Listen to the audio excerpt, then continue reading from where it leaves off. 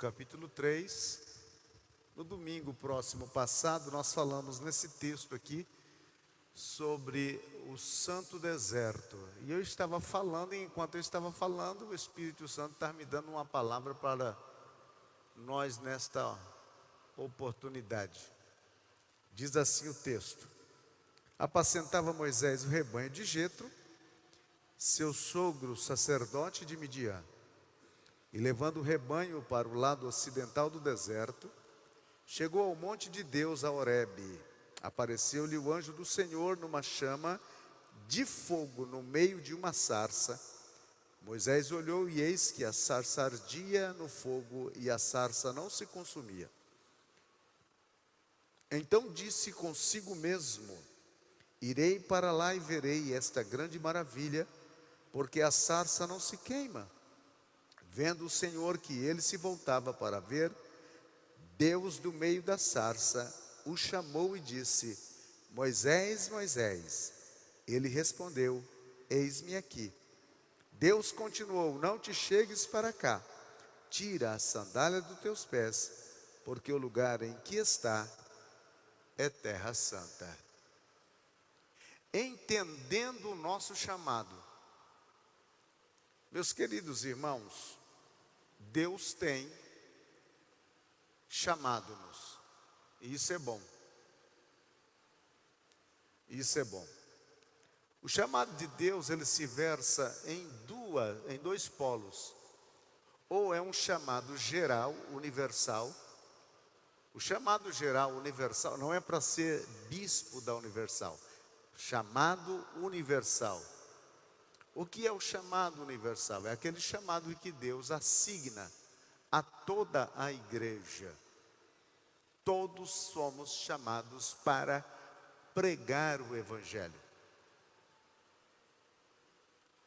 E depois existe aquele chamado específico, ou chamado especial, que é um chamado dado por Deus a uma pessoa para realizar algo específico, algo único.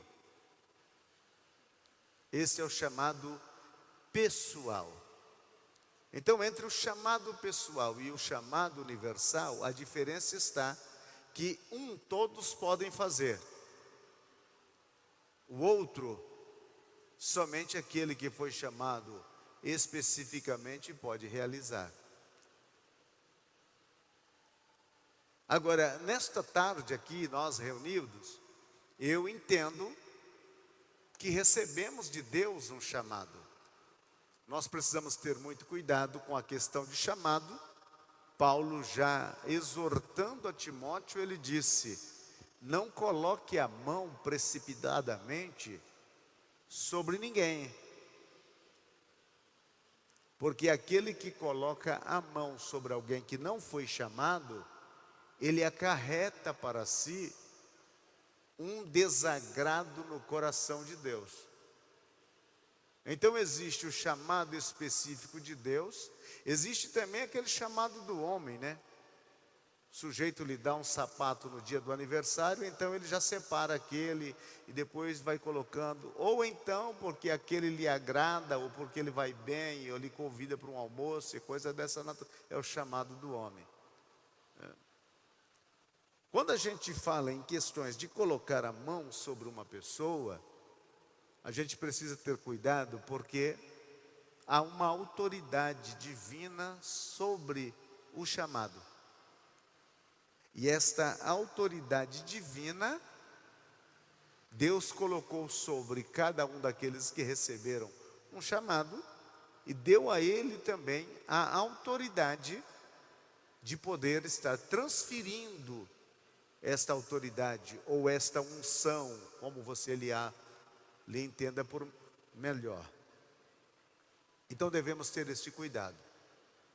Agora, como que eu posso entender o meu chamado? Um chamado específico. Eu preciso entender. Primeiro, para que eu possa entender o meu chamado, eu preciso saber o propósito do chamado. para que Deus me chamou. Entender este propósito é a grande sacada de todo ministro. Para quê? Para que fui chamado? Na questão de Moisés, Deus foi específico no chamado e disse para ele: vem e eu vou te enviar para tirar o povo de Israel, o meu povo, da terra do Egito. Como diz lá em Minas Gerais, mais claro não canta um galo. O propósito para Moisés era este: tirar o povo do Egito.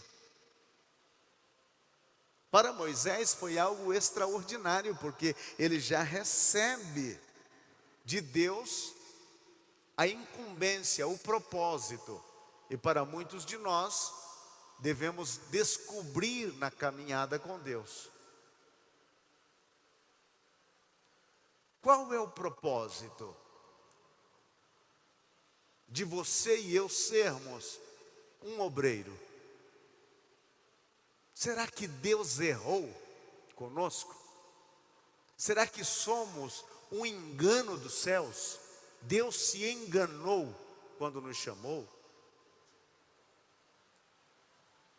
Qual foi o propósito que Deus nos chamou para sermos obreiros? Não estamos falando de habilidade, de aptidão para o assunto. Estamos falando da via divina para o humano.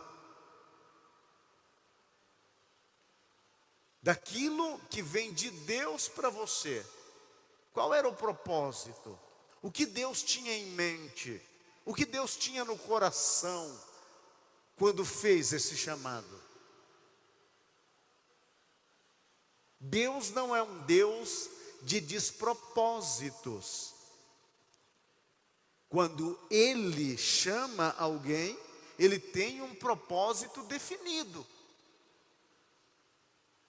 Então qual é este propósito? Eu preciso descobrir. Uma das coisas que você pode entender o propósito de Deus para o seu chamado é descobrindo o que é que você tem de melhor como chamado de Deus. Aquilo que você tem de melhor, porque é aquilo que você tem de melhor que Deus viu e encaixou este propósito naquilo que você tem de melhor.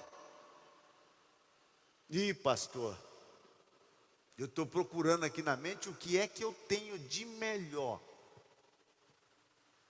dentro do âmbito do chamado. Pode ser que você tem eloquência para pregar, conhecimento para ensinar, ou é um homem dedicado à oração, ou é um homem de consagração permanente. Qual é o que você tem de melhor? Descobre. Porque quando você descobrir o que é que você tem de melhor, você estará descobrindo o propósito de Deus, porque Ele te chamou. Foi esse melhor que você tem que chamou a atenção de Deus.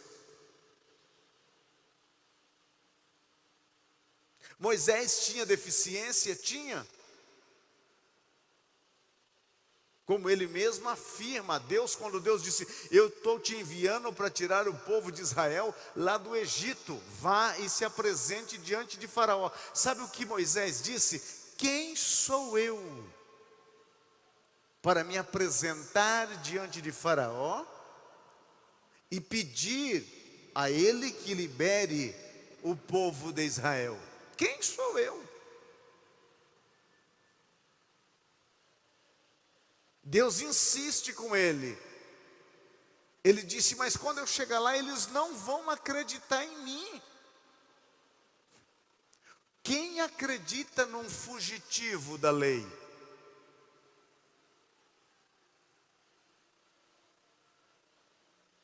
Eles não vão acreditar em mim, vão dizer que o Senhor não apareceu, que o Senhor não me chamou, que o Senhor não falou nada comigo. Aí Deus então dá a ele a possibilidade da realização dos sinais, que era colocar a mão no peito e tirar, coloca sã, tira a leprosa, depois coloca a leprosa e tira a sã.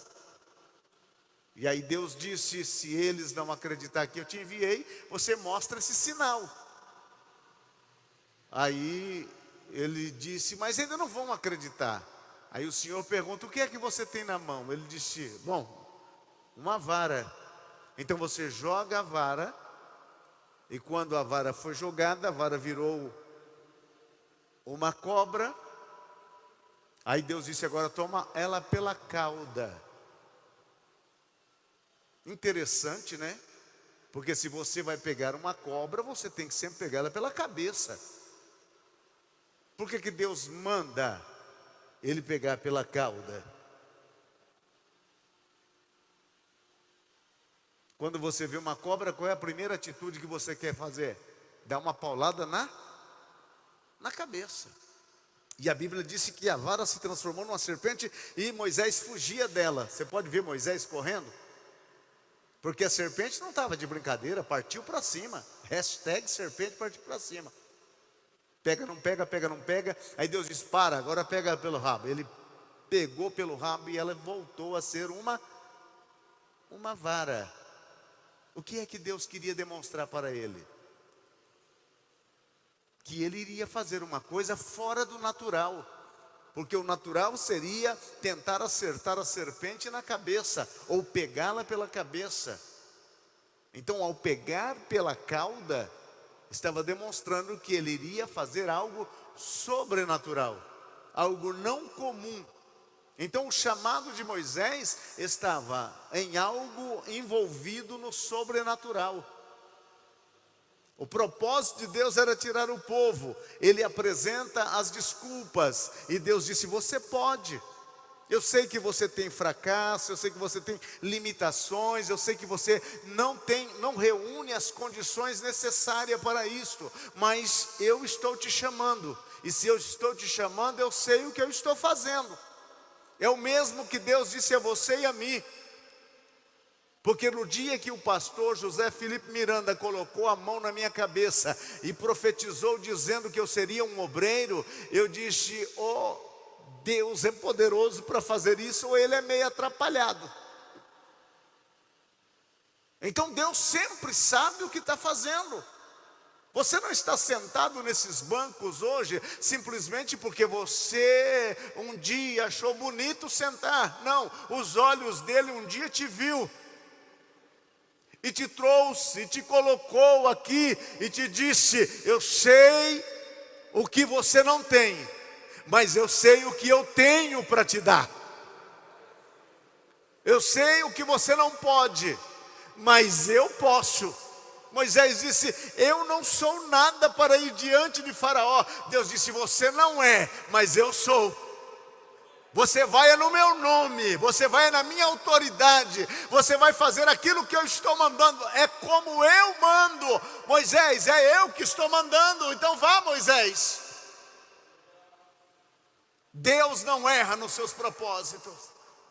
Ele sabe o que você tem e o que tem de melhor. Descubra isto e você vai ver que você continuará sendo usado por Deus com maior amplitude. A segunda coisa sobre conhecendo o nosso chamado está no fato de o que vamos receber para desenvolver esse chamado.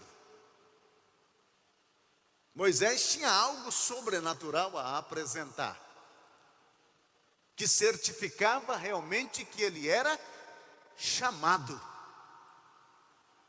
Ele tinha algo sobrenatural para apresentar,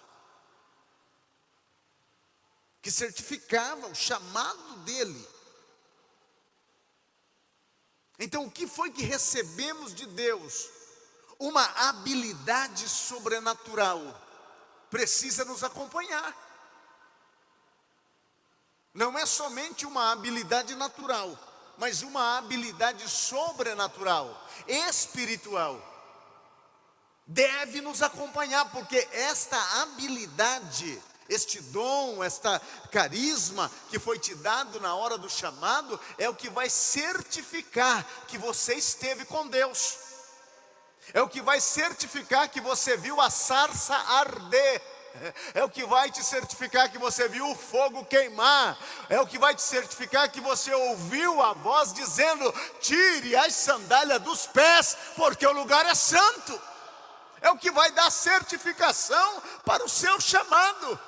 Eu estou vindo diante da sarça, e o Deus da sarça me disse que é para você deixar o povo de Israel sair. Estou te mostrando as credenciais aí. O que é que te certifica como um chamado de Deus? Há em você alguma habilidade espiritual? Exerce você o seu chamado no nível espiritual, na dimensão do Espírito? Ou está você tentando fazer o trabalho espiritual da forma natural, com habilidade natural? Esse trabalho é espiritual, não tem como fazê-lo na base do natural. Eu não posso tentar fazer uma obra espiritual de Deus com as habilidades naturais ou até carnais. Eu posso até fingir, mas o fingimento não permanece para sempre. Uma hora a máscara cai, uma hora o fingimento cai, uma hora me sinto despido, uma hora todos vão ver e dizer: até hoje ele veio nos enganando, era um Bar Jesus, mas chegou então Filipe e as coisas mudou. E hoje o que nós temos são muitas pessoas agindo puramente no carnal. A mensagem dele é carnal, os conselhos dele é carnal, a vida dele é um açougue puro. Ele não tem nada de espiritual. E como é que eu vou poder desenvolver na minha vida, pastor, o tino espiritual? Como é que eu posso começar a desenvolver e ser um homem espiritual?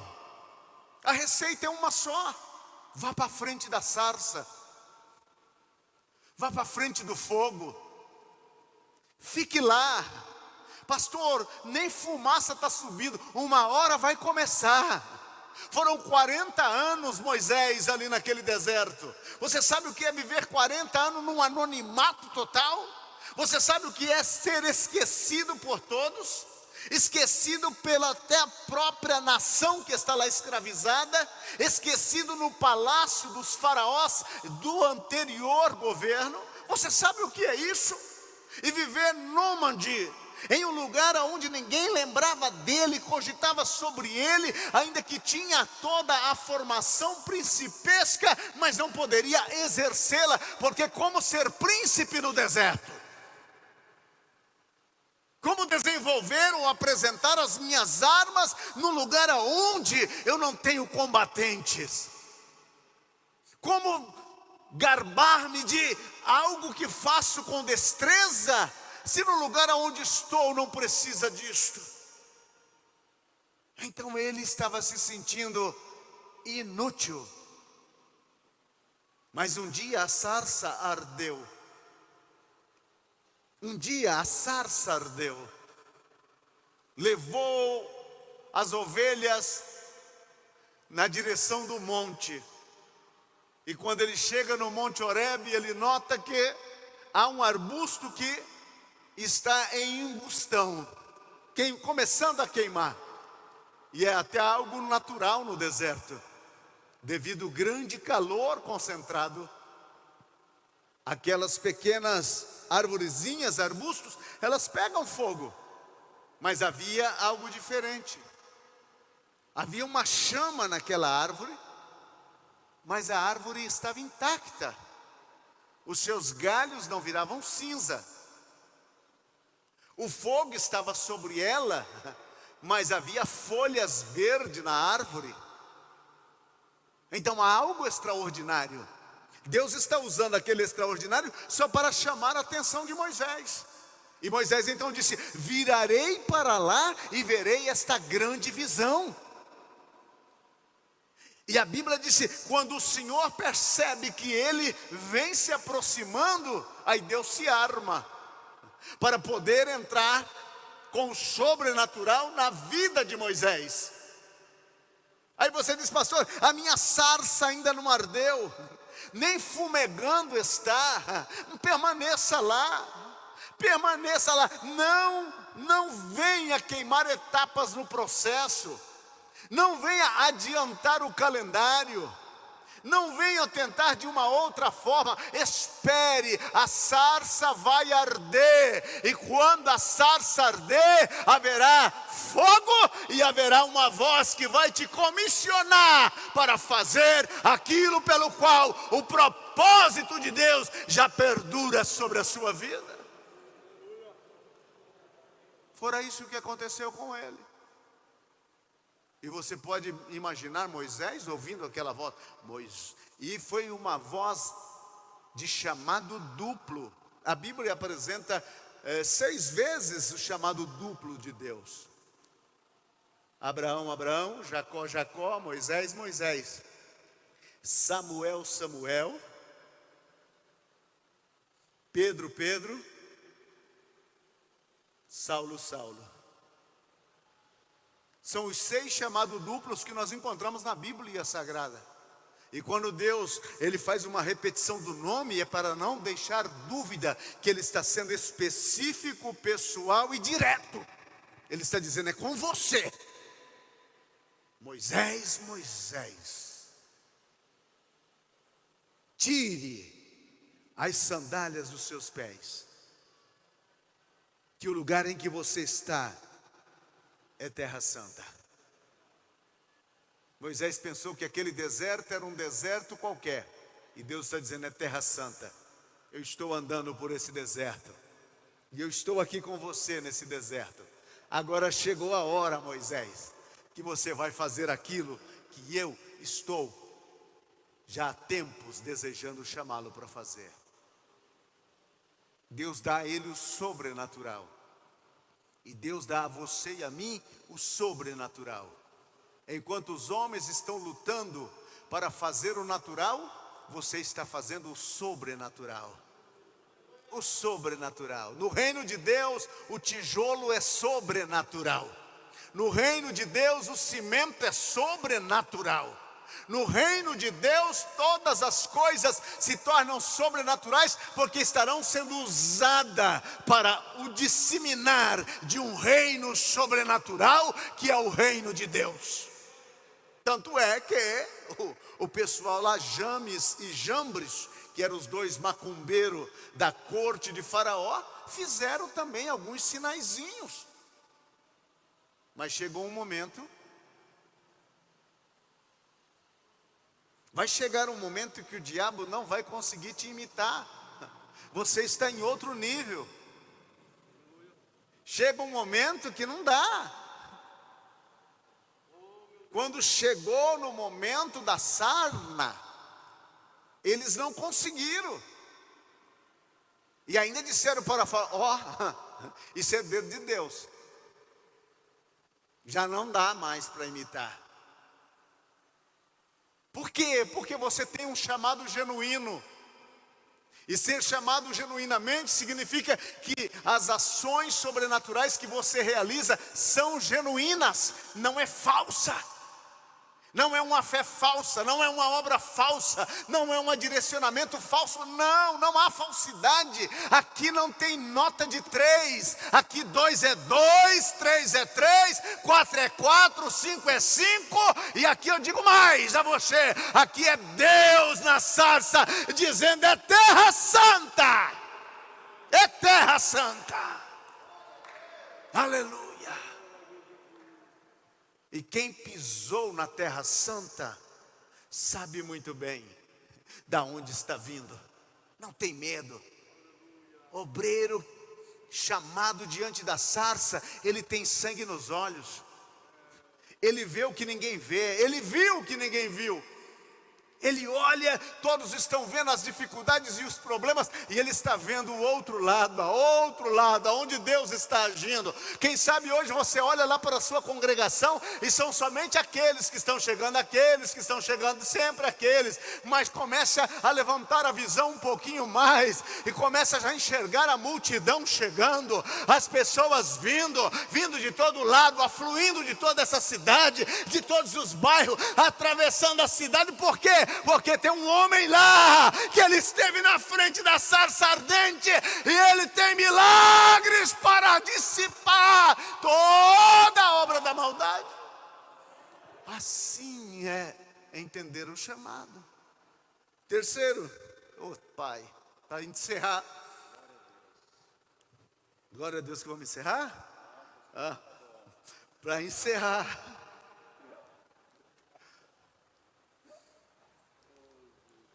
O local, propósito, capacidade e local. Deus não chama andorinhas, e nem pardais, nem aventureiros. Não, Deus quando chama, Ele tem um local. É aqui. Você vai se identificar com o local. Eu tenho preocupações com aqueles crentes ou obreiros que eles vão para uma igreja e começam, quando chega lá, lá em Lorena era assim. Lá em Lorena era assim. Mas lá em Lorena a gente orava assim. Lá em Lorena a gente atirava assim. Tem gente que saiu do Egito, e o Egito ainda não saiu dele, ele continua. Mas lá no Egito tinha carne, lá no Egito tinha pepino, lá no Egito tinha cebola. Quando Deus te chama, Ele te dá o local. O que passou, para trás ficou. Para trás, mas naquela congregação, quando eu estava lá em Aracanguá, quando eu estava lá, sabe Deus por onde? Todo tempo a mesma ladainha, a mesma musiquinha, a mesma coisinha, e não mudou nada. Isso está dizendo para o povo aonde você está: eu não sou daqui, sou do lado de lá. Não é isso, meu irmão. Quando Deus te dá o chamado, Ele te dá o local, e Ele diz a você: vai lá, se identifique com o local, fale a língua dos nativos, ande com eles, vista com ele, e coma o que eles comerem, beba o que eles beberem, seja um deles. É isso que Deus faz. Ele muda todo o seu histórico. Para trás ficou. Para trás ficou. Deus disse: vai para o Egito, é lá, mas é lá com os egípcios. Deus dá o local, e o obreiro ele não fica perambulando para um lado e para o outro. Não é segundo o gosto dele.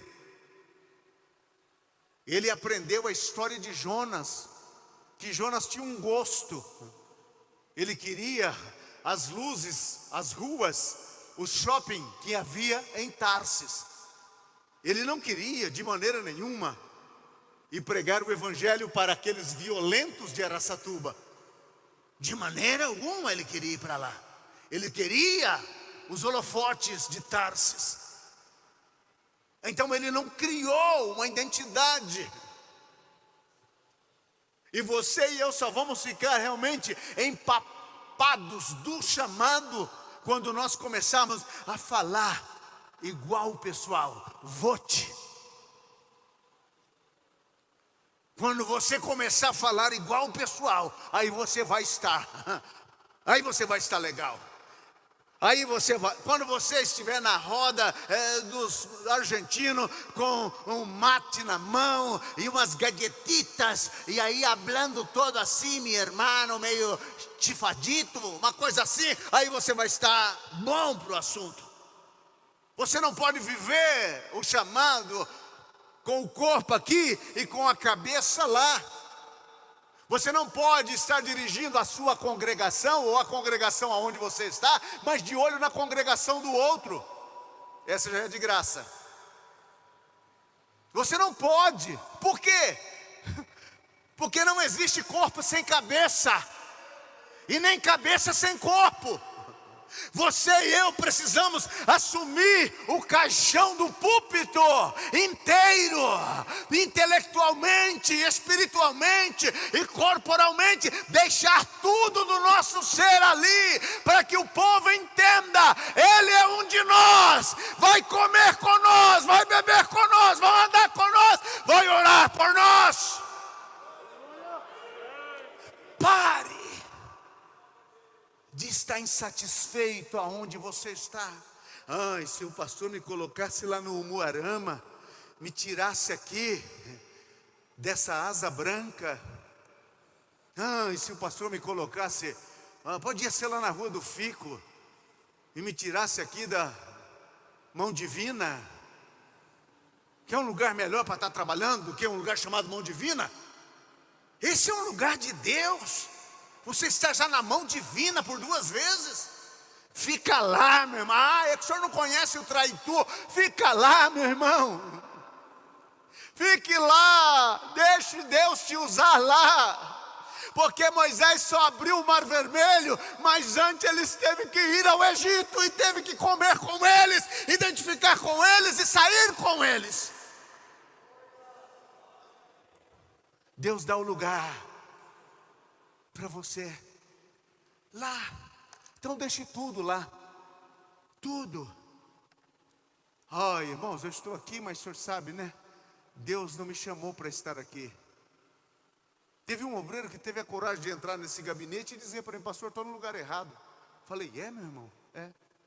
Falei: por quê? Não, aquela congregação lá não é para o meu nível.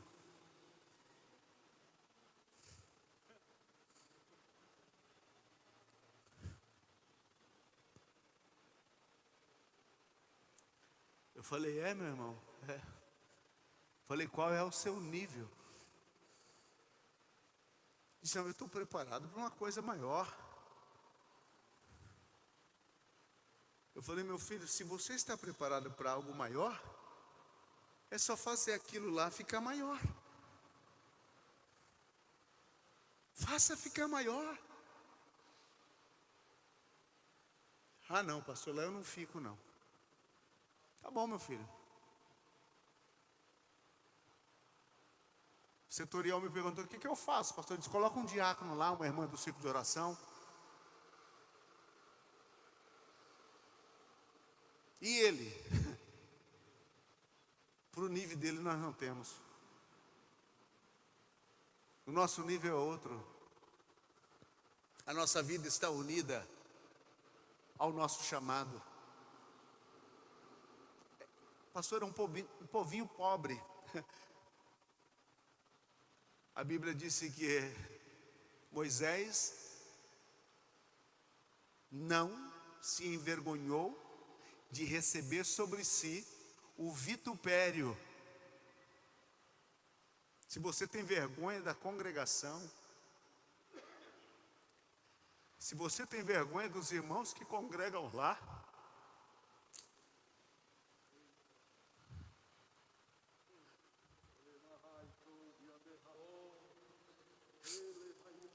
aqueles irmãos foram Cristo que morreu por eles, derramou o seu sangue por eles. Aquilo é gente de Deus, é filhos de Deus. Pare de reclamar. Se converta nessa tarde e volte para lá, manda aquele pessoal. Eles me maltratam, pastor, mas se você não os ama, como que você quer ser bem tratado por aqueles que você despreza? Ah, é que o senhor não conhece o povo lá, mas Deus que os salvou conhece, e conhece você e a mim também. Ame aquela gente, Chore por ela, sangre por ela se for necessário, mas não desista, porque foi lá que Jeová Jiré te colocou, foi lá que Ele te estabeleceu e te disse a você: aqui eu vou te usar e aqui farei o sobrenatural contigo.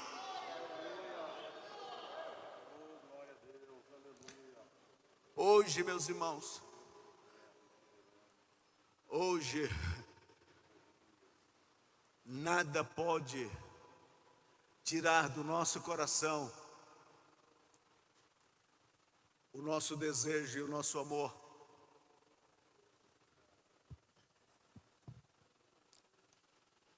Olha aquilo que Deus nos deu. Deus te deu a oportunidade. Agora, se você não quer continuar, não tem problema, passa ali, pega a sua carta e vai para onde você quiser.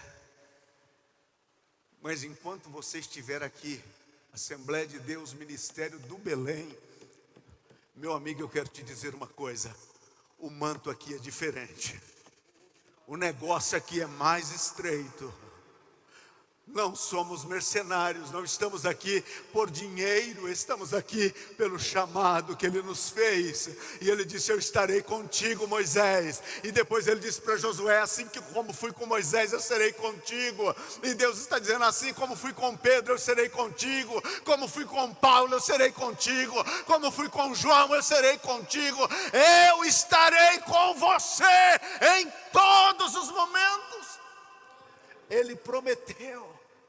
Então eu e você estamos algemados. Estamos algemados. Vou parar por aqui.